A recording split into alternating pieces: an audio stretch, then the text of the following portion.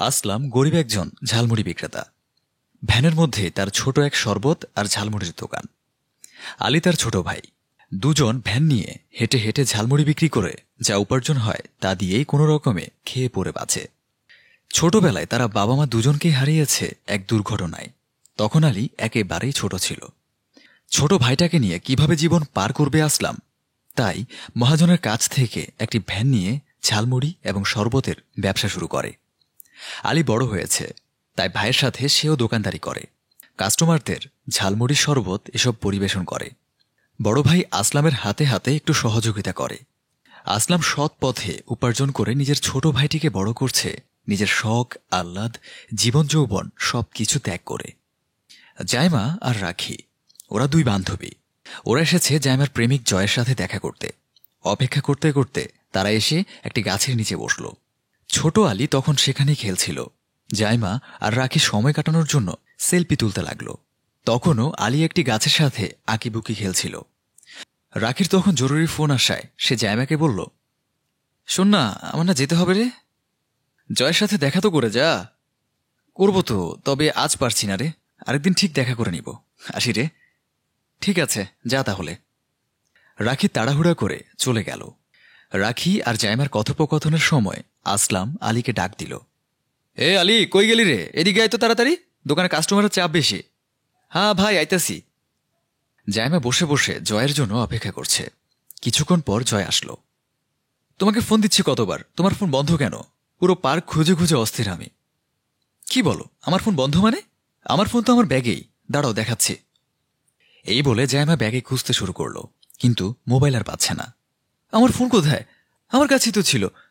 Wait wait, আমার পাশে তো একটা ছেলে কি যেন করতেছিল, নিশ্চয়ই ওই ফোনটা নিছে। ওই ওই যে ওই যে ঝালমুড়ির দোকানের ছেলেটা। চলো তো, ওর কাছ থেকে আগে মোবাইলটা বের করি আগে। হ্যাঁ চলো। ওরা দুজন তাড়াতাড়ি আসলামের দোকানের দিকে অগ্রসর হলো। জয় গিয়েই আলীকে টেনে হিজড়ে অন্যদিকে নিয়ে আসলো। আলীকে মারতে শুরু করলো। জায়মা বলতে লাগলো, এই ছেলে, আমার মোবাইলটা কোথায়? মোবাইল দে আমায়। কি কোন ম্যাডাম, আমি জানবো কেমন আপনার মোবাইল কোথায়? তুই এভাবে স্বীকার করবি না, বুঝেছি, তোকে স্বীকার করতেই হবে। এই বলে আলীকে আবার বেধম মারা শুরু করলো জয়।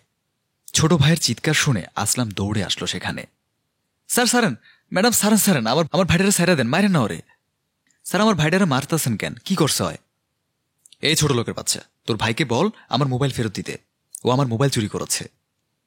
না ম্যাডাম, আমার ভাই এরকম করতে পারে না, মনে হয় আপনাকে কোনো ভুল হয়েছিল। কিরে অলি, তুই মোবাইল চুরি করছস? না ভাই, বিশ্বাস করো, আমি কোনো মোবাইল নিই নাই। তোদের দুই ভাইকে দেখছি এখন পেটাতে হবে।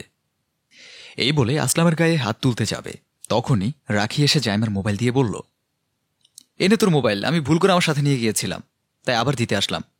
কিন্তু কি হয়েছে এখানে? কি, মোবাইল তোর কাছে ছিল? ম্যাডাম, আমার ভাইটারা আমি কোনোদিন খারাপ কাজ শিখাইনি জীবনে। বাপ মা মরার পর দুই ভাই না খাইয়া থাকলেও কখনো চুরি করি নাই, কাম কইরা খাই। আজকে আপনারা আমার ছোট ভাইটারে খালি খালি সোরের অপবাদ দিয়া মারলেন। আচ্ছা ম্যাডাম, আপনারা তো শিক্ষিত, বড়লোক বাপ মাগো পোলা পাইন, তারপরও আমগো মতো গরিবদের প্রতি আপনাকে এত অবিচার কেন? আমরা কি মানুষ না? আমগো ওই উপরওয়ালা বানাইছে, আর আপনাকেও তিনিই বানাইছে।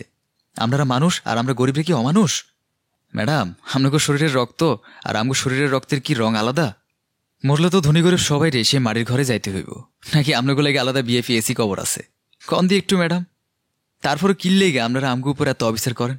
কিল্লেই গে, কিসের এত অহংকার করেন আপনারা? শুনেন ম্যাডাম, অহংকারী জীবন থাহে না।